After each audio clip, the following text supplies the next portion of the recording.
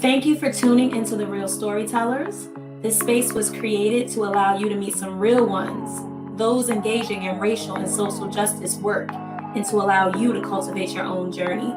These members are real, their stories are real, and their work is anchored in everything the real movement represents. Thank you for tuning into The Real Storytellers. This space was created to allow you to meet some real ones. And today we have a special guest with us, Amanda Adams. Amanda, welcome. Hi, Angel. Would you please tell us, Amanda, who you are and or what you do? So my name is Amanda Adams, as you said, and I am currently an associate director in the Professional Development and Instructional Issues Division. I'm the coordinator for the Priority Schools Initiative, which sends retired teachers as consultants into schools in need of improvement, and to keep it simple. All right, got it. Now, Amanda, can you share a story about a time when you knew you wanted to become a professional educator?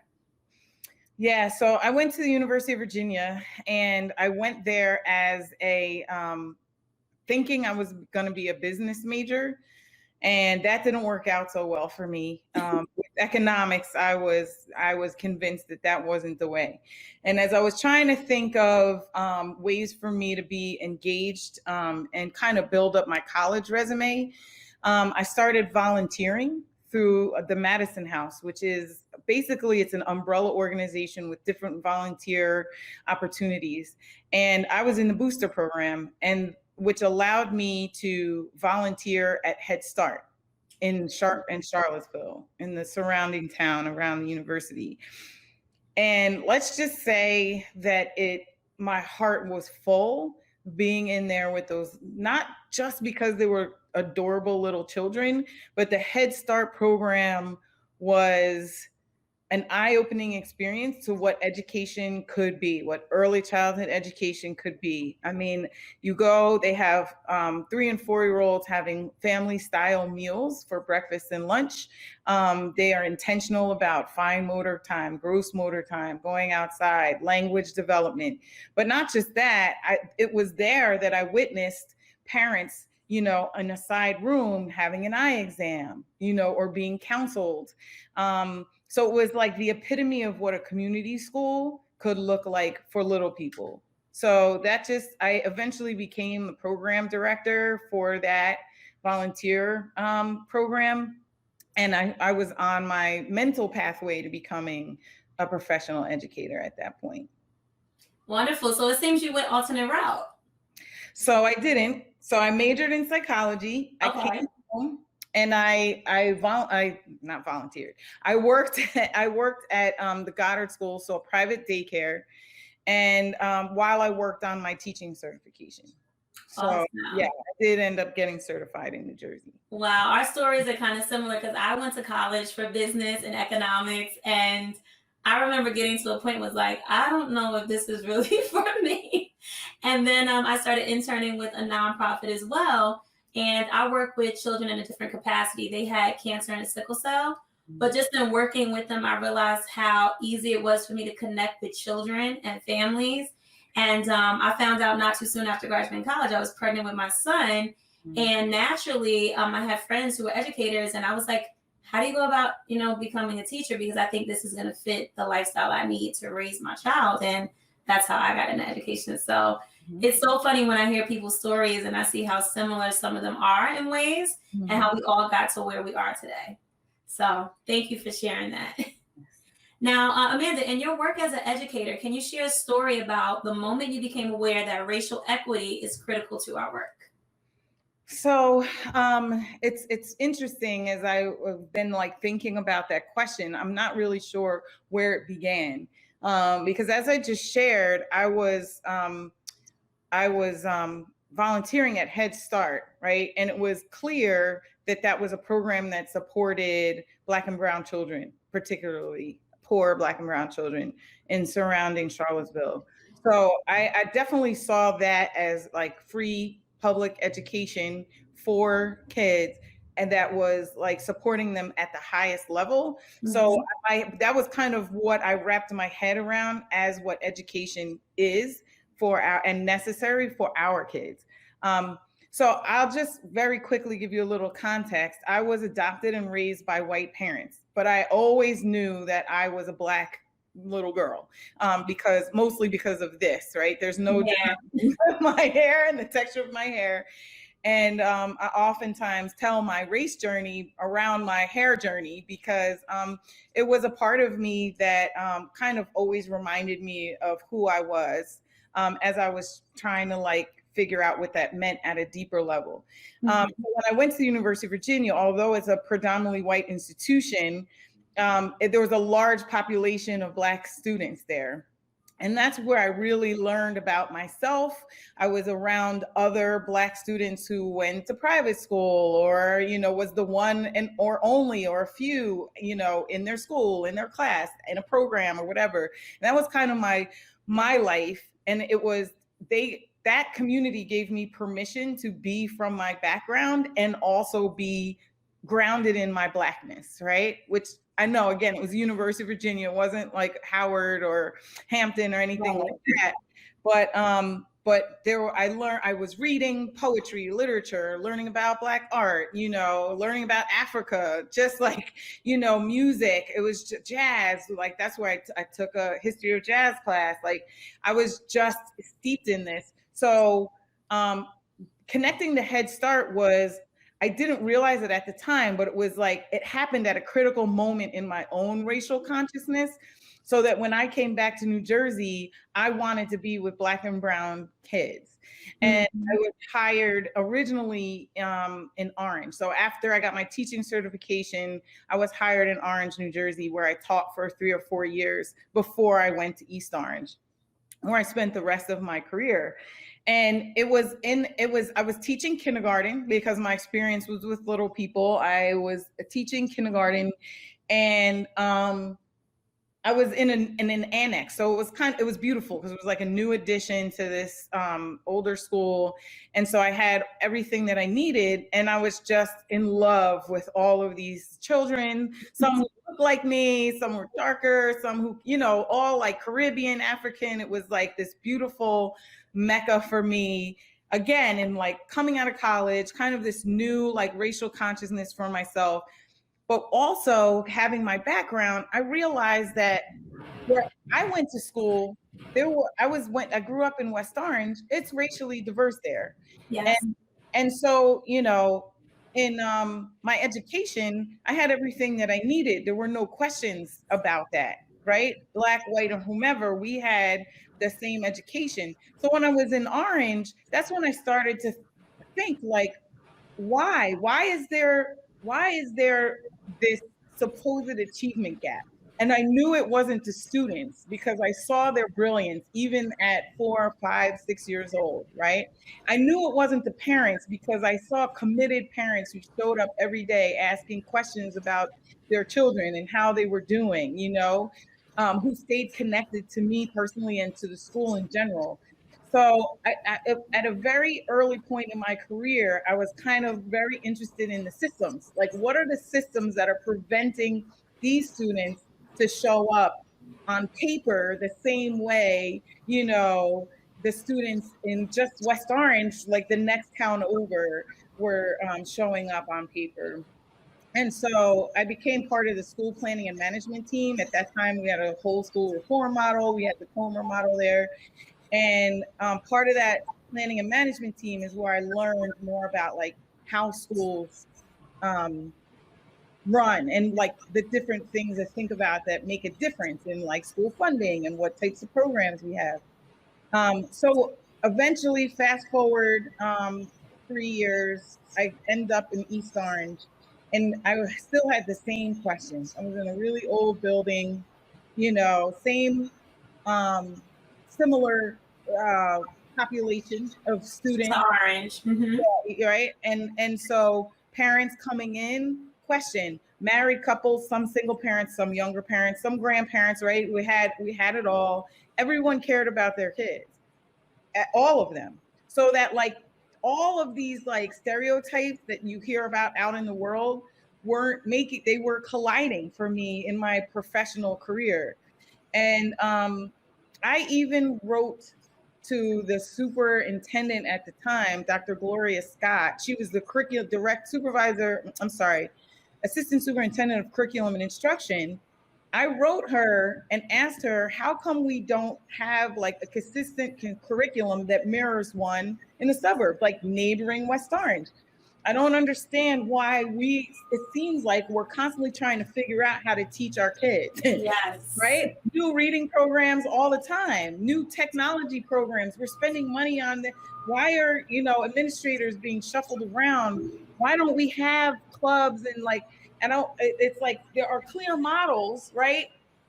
Right there, like right across the street on either side of us, because Montclair was on the other side, right? Mm-hmm. West Orange.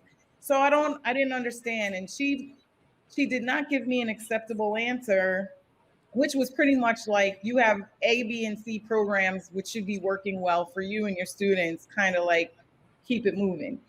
So it was that point where I was like, I'm not going to have any kind of control over what happens from the classroom. So that's when I went back to school for leadership.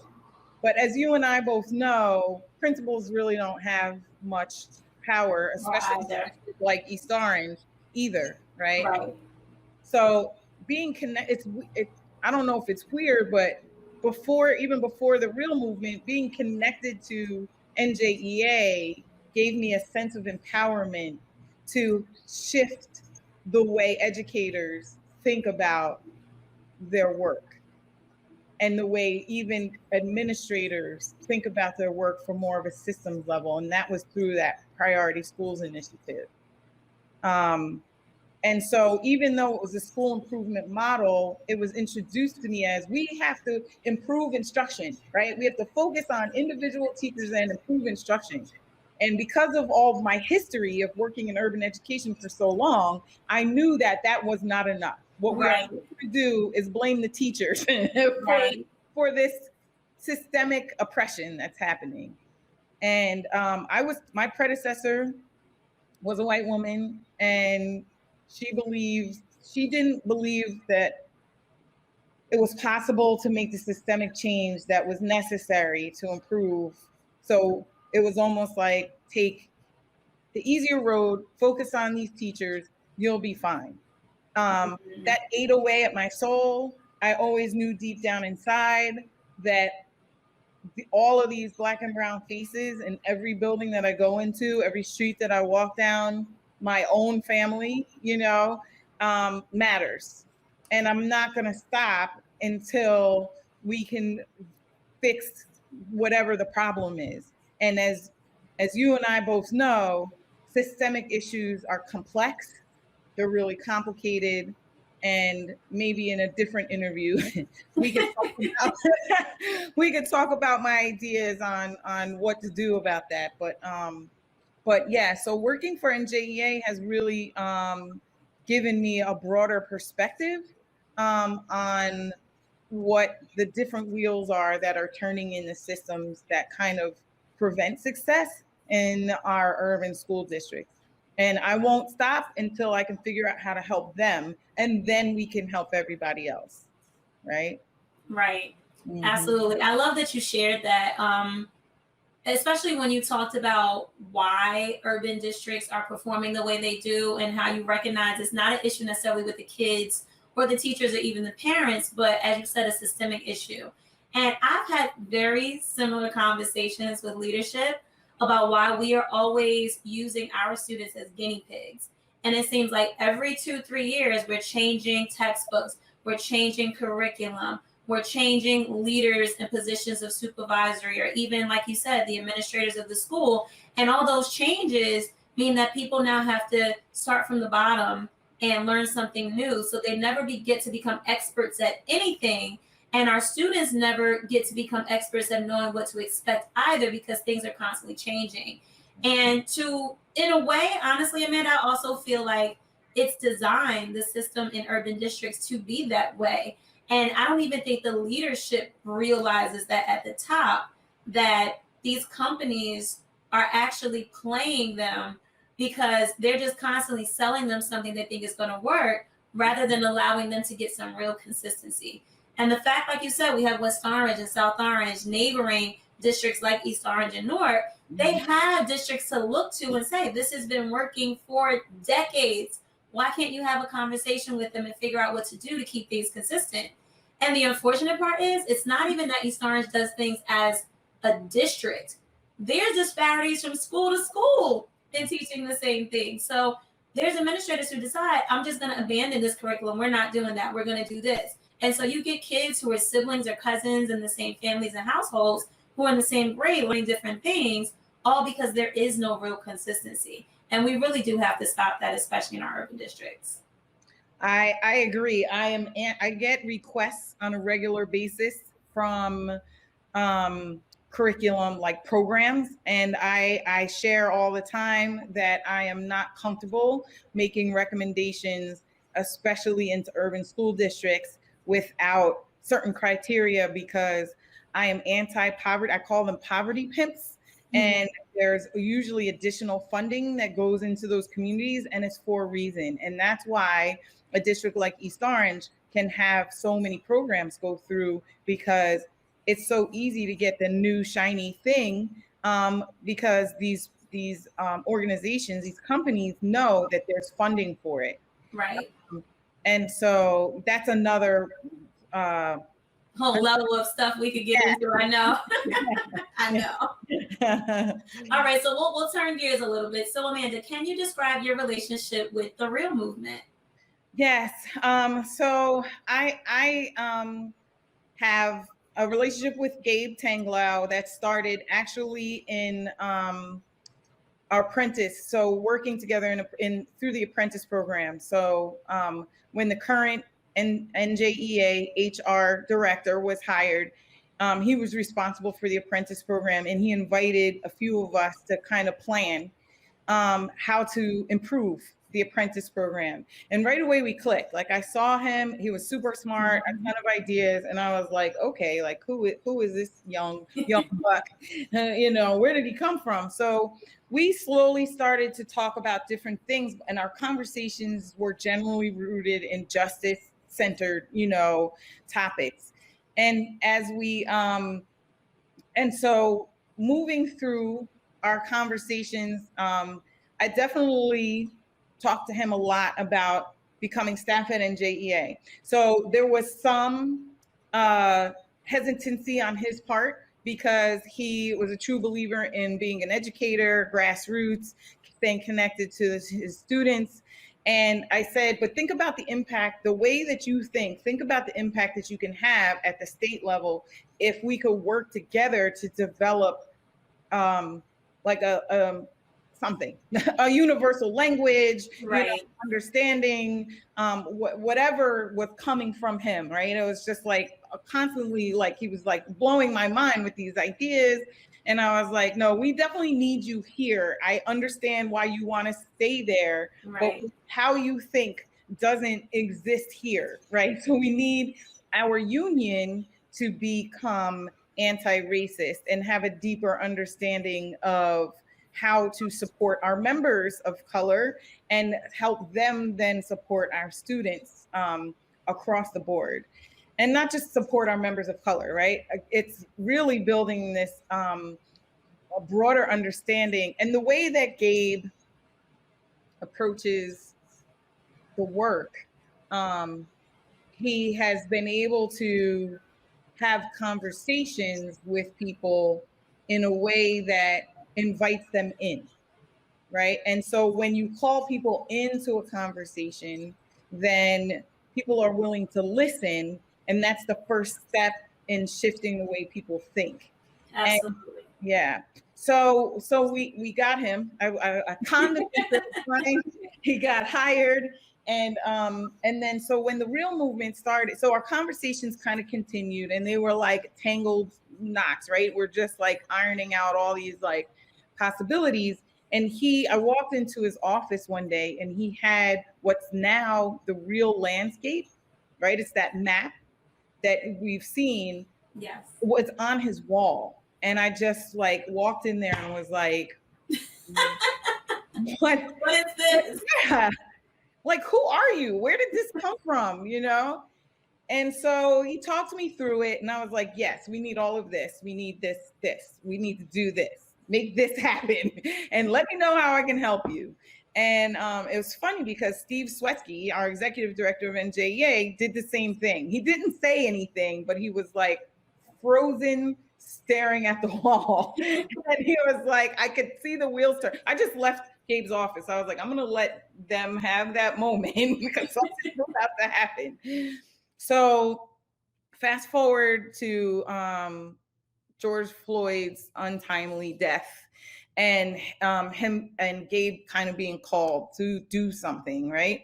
And boy, did he. He came up with Freestyle Fridays and a plan for what that would look like very quickly. It was impressive. And so what I got from the Freestyle Fridays and seem to experience in most real movement opportunities is a community, right? So a community stooped in agreements, teaching and learning, right? So we've been learning a common language over time. A community that is steeped in like gratitude and again, like calling people in. So there's a sense of not just having to be brave, but also safe. And I know that he shares this Brave Space poem regularly.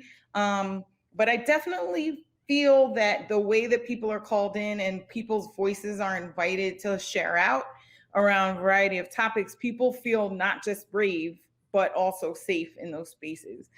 And so I, as a Black woman, have learned a lot in those spaces around how to communicate. I'm going to just say it with white folks, yes, who don't understand racial justice, racial literacy, possibly have the correct words, but have good intentions, right? So while I was in those Freestyle Fridays, I was a student myself, right? So even though maybe to the NJEA membership, I may be seen as a leader as staff, I was really taking notes, like literally taking notes on how to frame conversations around race, because it became clear that it was possible to do that without levels of discomfort. It was clear, real movement has shown us that we can have what could be difficult conversations in other spaces and actually make them not just head conversations and not just heart conversations, right? We need both. We need spaces where we are learning something. So that's the criticalness, the criticality of the conversations, and then the heart piece where we're invited to kind of talk to each other.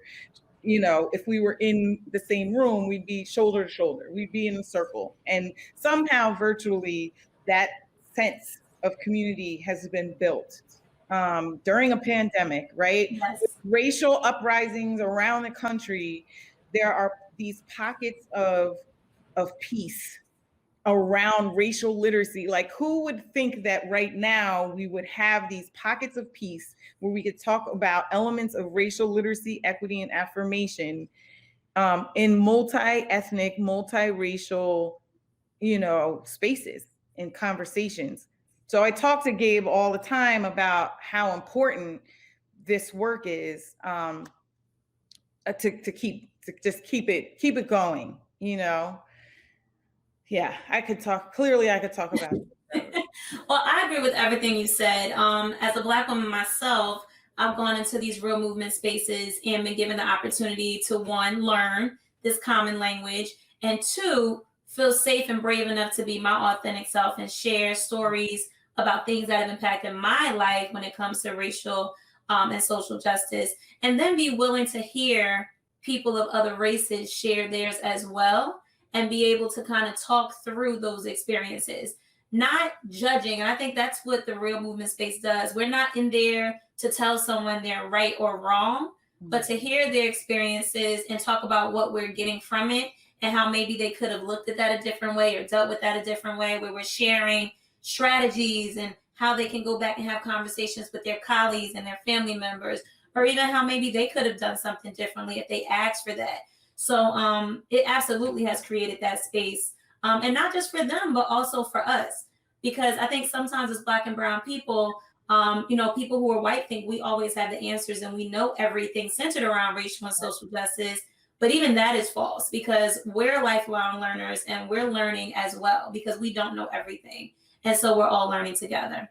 And I think because of the different topics that were chosen, it also has busted up the notion of a single story. Like, oh, so you're two Black women, you're two light-skinned Black women. Whatever, Right. you must be able to answer all the same questions the same way for me, right? No. And actually, those spaces, because the topics shift and actually dig a little deeper, we've been able to do exactly what you described, right? Show up as our authentic self with our own stories, even in relation to each other as Black folks. So Right. I agree with you. Because even as a light-skinned Black woman, our stories and experiences are going to be different from someone who's of darker skin because we deal with different things. And sometimes people look at us as light-skinned Black women and feel like, oh, we've got it made, but we deal with our own set of issues and circumstances within our own race, not being accepted as Black enough or being able to fit in. So, we've all gone through our own struggles, and it's great that those spaces that the Real creates allows us to share those things with people of other races who may not understand that. That's right. Yeah. Now, Amanda, have you had one or more experiences with the Real that has challenged you or helped you to grow in some way? Yeah, it's so I feel like I've kind of talked a little bit about how it's helped me in those member facing spaces. So I'd like to share a little bit with you about how it's impacted me as a staff member, NJEA staff member. Not only is there like the Real Member Advisory Council or, the learning labs and all the various experiences that members can come to, but Gabe created a staff advisory council as well. And he invited in staff, NJEA staff, who either are doing some like racial justice, social justice work already, would like to learn more, or would like to be part of the conversation around what this means for NJEA staff. And that has helped me in a couple of ways. One, it's introduced me to people that I didn't know, period, that I just didn't know before. Like I knew who they were out in the world, but I didn't know them. Right. It also let me know who was considered themselves doing this work. So I've actually kind of had my eyes open. People who I would have never guessed were in open to the idea, streets doing that work. And it's like, right. Yeah, even open to having conversations around it. And they're showing up with stories as field reps and things that they've done. And then there are other people who have been doing the work, but haven't necessarily known how to talk about it, or haven't felt comfortable because they were a white person who didn't know how to talk about race and racism with other white people. So they were just kind of doing it in their silo. Right. And so this just really opened up conversations, and I'll just speak for myself personally, with my colleagues in a way where we can be our authentic selves and have conversations, but it's also created space for us to challenge each other a little bit in a safe way. Like, so when we leave our little hour meetings, everybody leaves with respect. And I think that of each other. And I think that happens again, because there's a set of agreements laid at the beginning, right? It's a facilitated conversation around a question or a topic.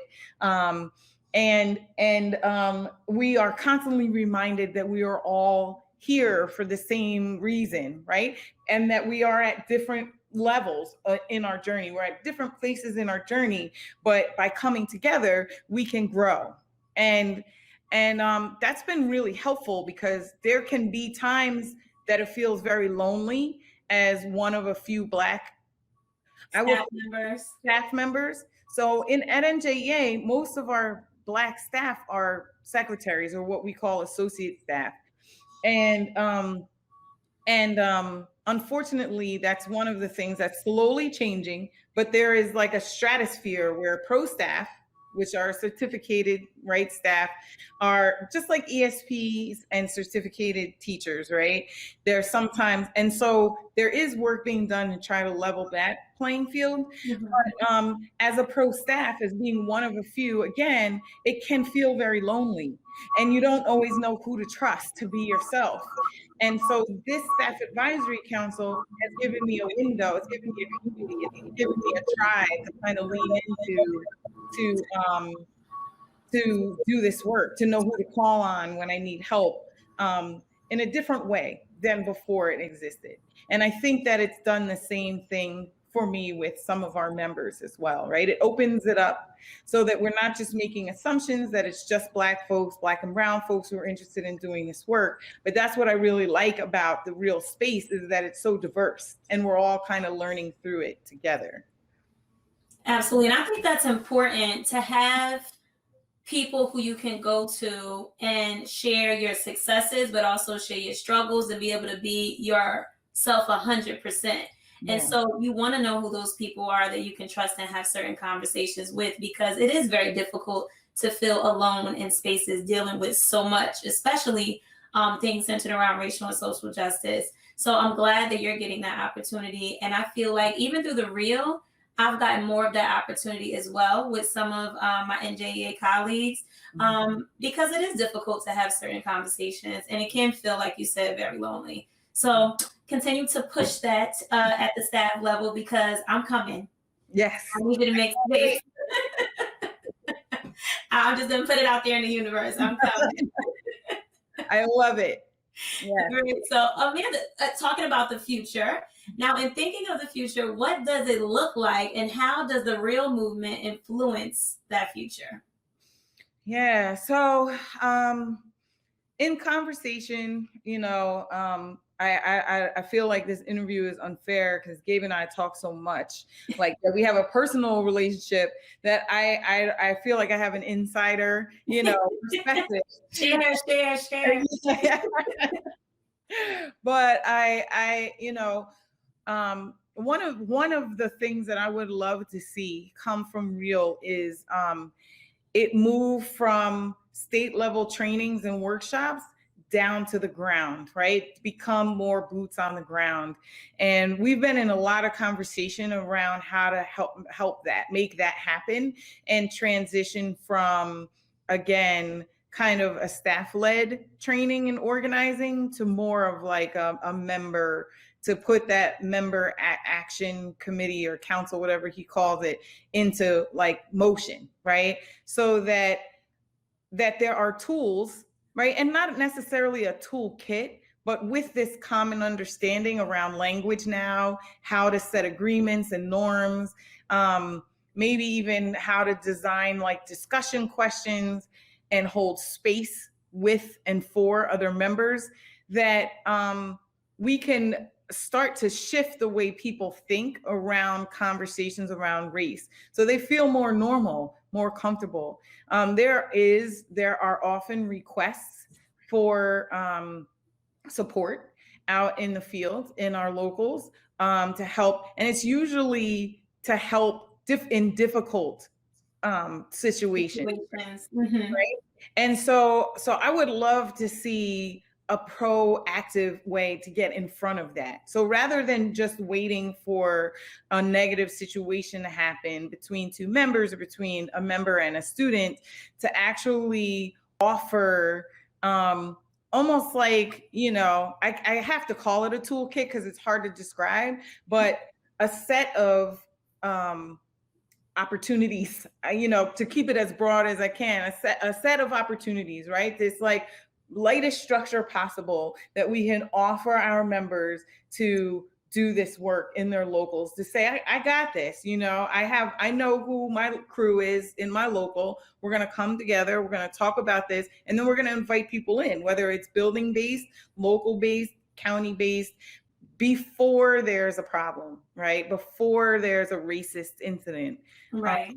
Because I feel like if we could normalize conversations around race, it would reduce people's fear. And oftentimes fear is what causes racism.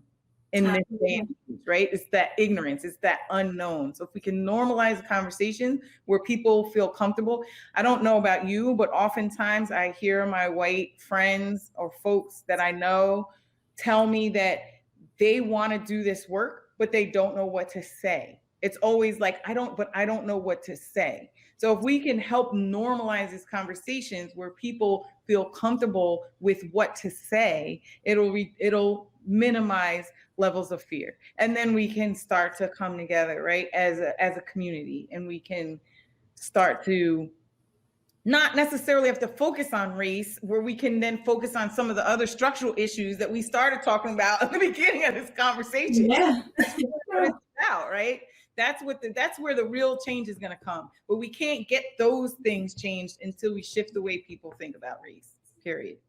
I agree with you. Mm-hmm. And I know even in East Orange, we had a situation, I don't know if it was a year or two ago at one of the high schools, where it centered all around a Black History Club having a flyer of the fist, which we know in our culture is a sign of empowerment. But mm-hmm. there were some white teachers who took offense to it because of alternate meanings that it's supposed to have. And it stirred up a big racial controversy and divide between the Black and the white teachers there.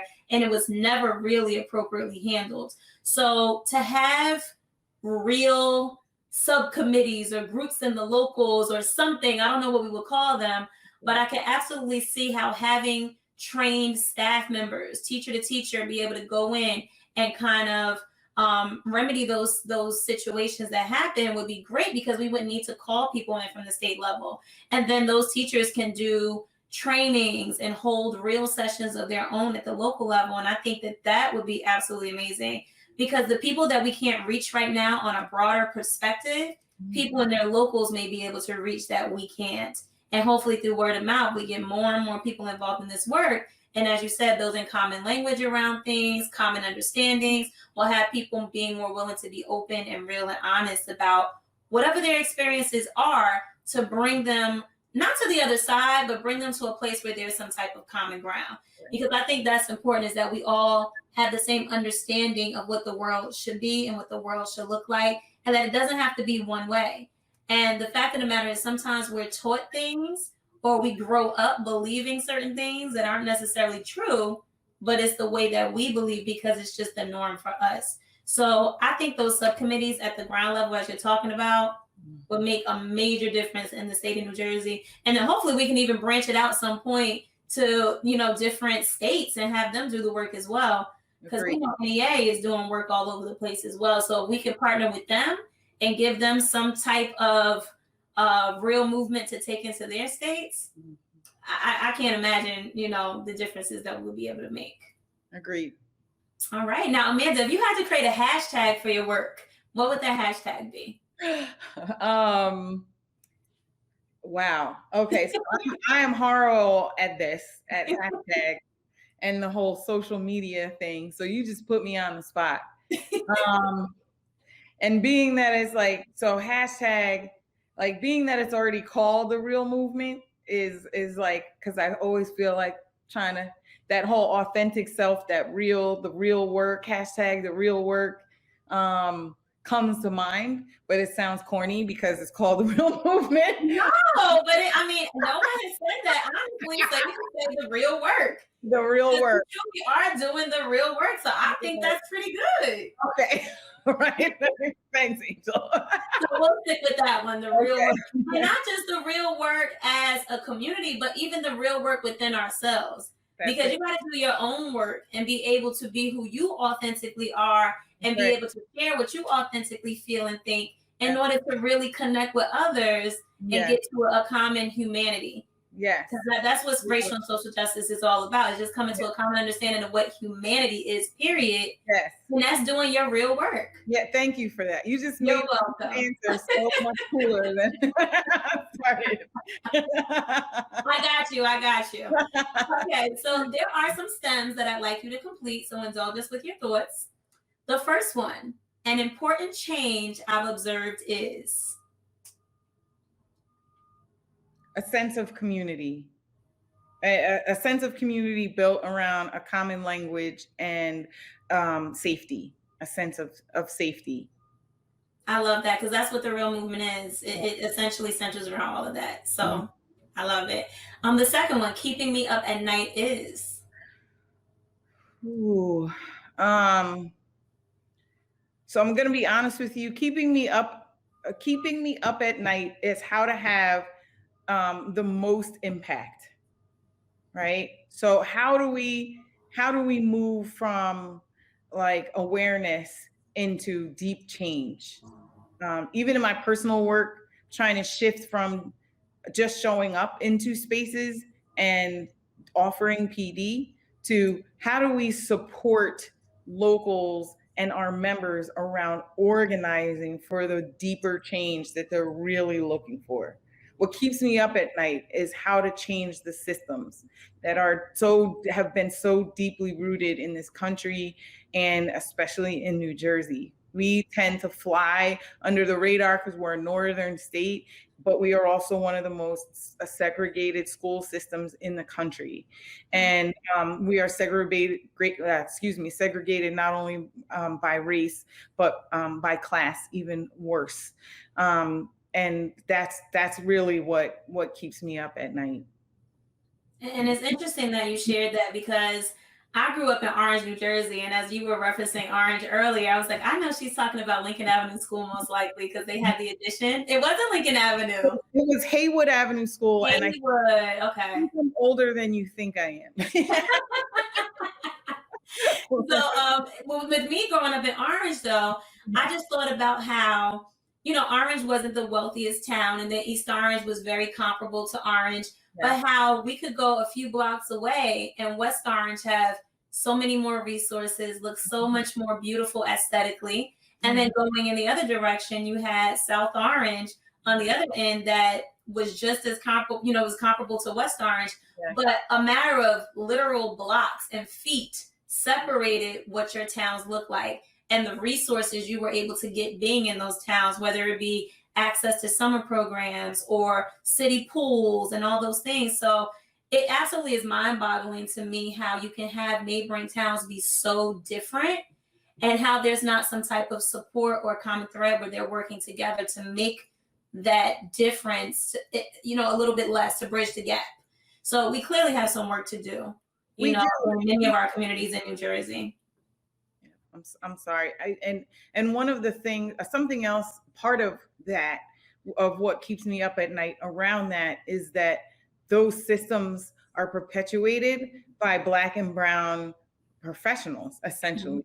And that pains me because there is something in our histories that encourage us to seek those opportunities to be in positions of power,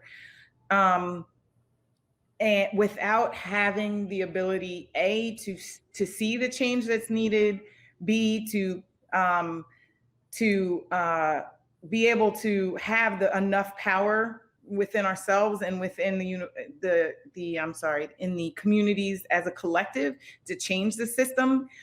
It feels like it should be simple. Like I'm the mayor of a town, so I'm going to make decisions to appoint this board or this right? So having people who are considering change and are justice centered to do these things. Planning boards, right? Who's on our planning board around what types of businesses come in, who's cleaning our community, like all of what programs we have. Is our pool clean and functional and safe, right? The town's pool, because there's a pool in Orange, there's a community pool. And so it's just those types of things feel like they should be easily managed, but I think you and I both know that it's very complicated to be in a position of power in a town like Orange and East Orange that have these pockets of professional, very professional families who have the best of intentions to want to live around other Black and Brown people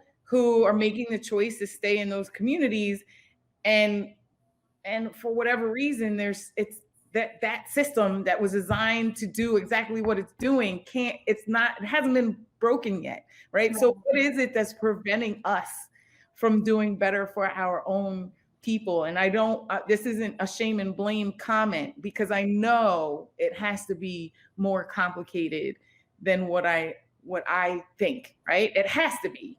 Right. Because the people that run East Orange, the people that run Orange, Newark, etc., they're not bad people. Irvington, all those, like, they're not bad people.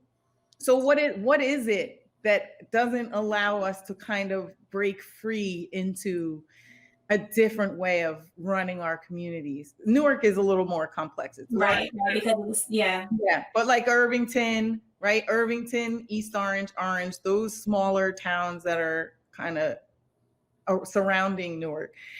It's always kind of perplexed me, Hillside. It's always perplexed me as to what it is that kind of just perpetuates the systems the way they continue to exist now. Now, what I can say is, in dealing with people at the local level, politically, at the on the school board, within the superintendent's office, a lot of it is very political.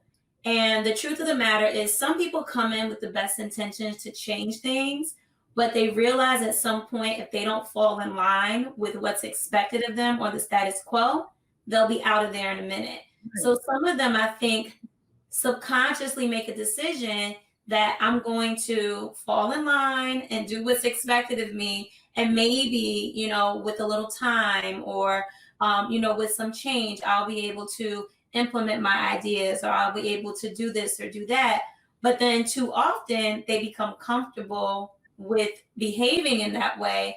And what they set their intentions to do, it doesn't really get done. And I think it's more so fear of losing their status and position. And we know, as African Americans, the bottom line is everyone's aspiring to be more, to make more. And so when you get to a level where you have title and position and you're making a certain level of money, you become afraid of acting in certain ways that are going to threaten that and put you in a position where you can no longer provide or take care of your family. So it's so layered, but it definitely is political. It really is. That's what it boils down to, unfortunately. Well, look, Kettle's Secretary Treasurer coming up. You got to be hired. I'm hoping to make some moves too internally. We're gonna fix it. We're changing it. And I think we can. I think it's just gonna take the right team, seriously. And I think that as we make that change here in New Jersey, we can then start to implement that change all across the country. But I definitely think we have the powers to be, and we have the people in place right now that can actually make that happen. I agree, Angel. I do too. All right, so the next STEM, the one thing that will help me most in this work is?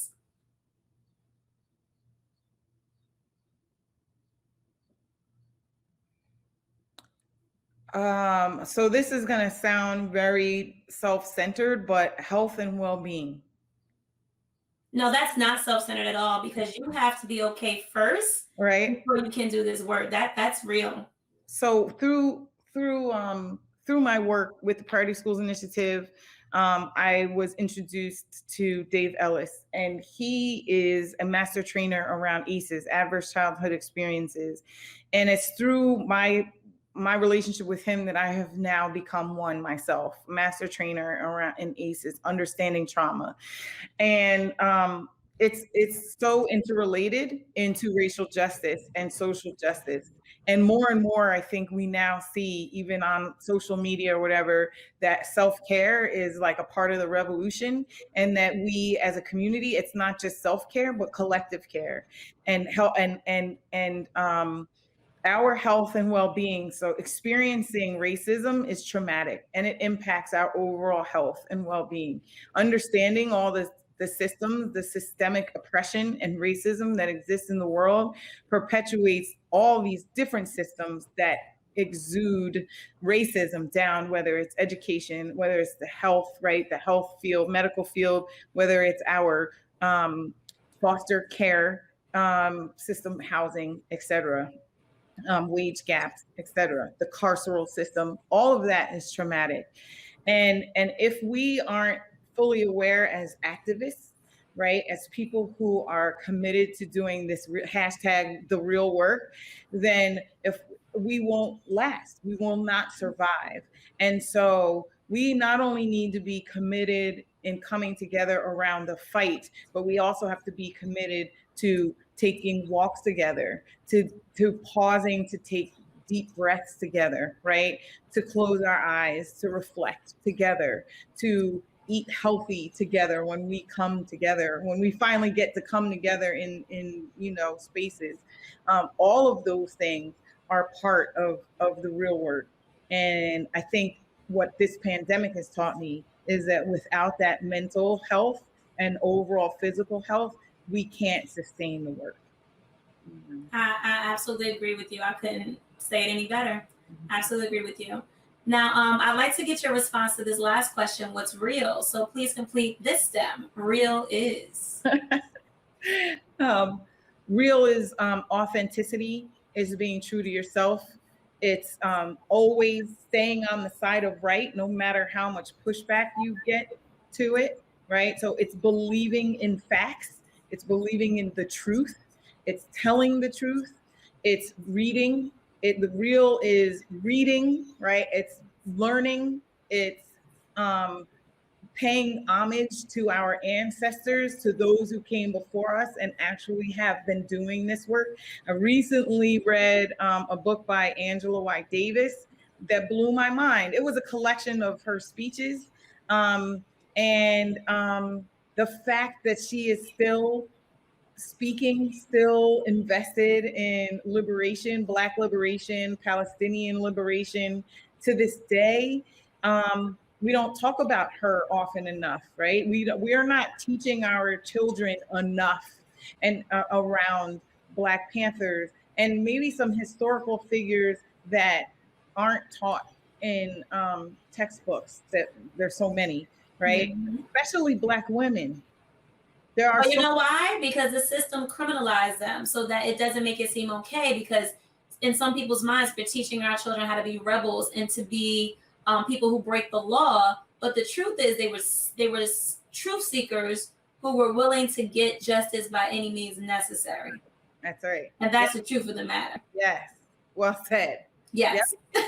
and that's what being real is. That's what I feel like being real is, right? So I personally haven't felt comfortable putting my body on the line because I know I have a young daughter now, a young granddaughter, and I am kind of the head of my household. I have a very loving, supportive husband, but I don't feel comfortable putting my life on the line. I just don't. But I will speak the truth into every space that I'm in, no matter what. That has been a new commitment that I have made to myself. And I believe that spending time in these real movement spaces, I have become even more equipped with the language to do so. And now knowing who the community is, right? Having new relationships with people, I also have less fear. I know who my people are. I know who are in these spaces because they generally tend to be for work, right? But even now in my community, I've been connected to a group of moms, multicultural, ethnic, racial group who, are learning. We're learning through this together. And in those spaces, I'm like, oh no, like we're not going there. Like I'm going to bring this conversation back to the truth. And we're going to stay centered on the truth, on race, on historical foundations for why we are here and why we have to have these conversations in this community right now. So I think everybody has their role. I think we all can find our place to be that person, that truth seeker, that sense of strength, that thing that is true to yourself. And when we can all tap into that, as you said earlier, is like doing that real work is not just out in the world, it's within yourself. When we're all doing that, challenging ourselves to do that real work within ourselves, and then we come together, that's power. There's no stopping that. Absolutely. And then we can have that deep impact that keeps me awake at night. And I think it keeps us all up because essentially everything that keeps us up at night is centered around self-preservation, right? We want to keep ourselves safe. We think about our children, their future. And ultimately, we know the way the system is designed right now, it's not the safest space for our families or for being Black and brown in this world. And so we know in order to keep our family safe and to self-preserve, something has to be done. So it has to change. That's right. Has to change. Right. Now, Amanda, if you had to curate a 3-song playlist that reminds you of the real, what would it be and why would you choose those songs? So that's such a Gabe question. You know Gabe loves music. That is such a, and because of him, I have been curating playlists. So I am prepared for this question, and I'm a little disappointed that I only get 3 choices.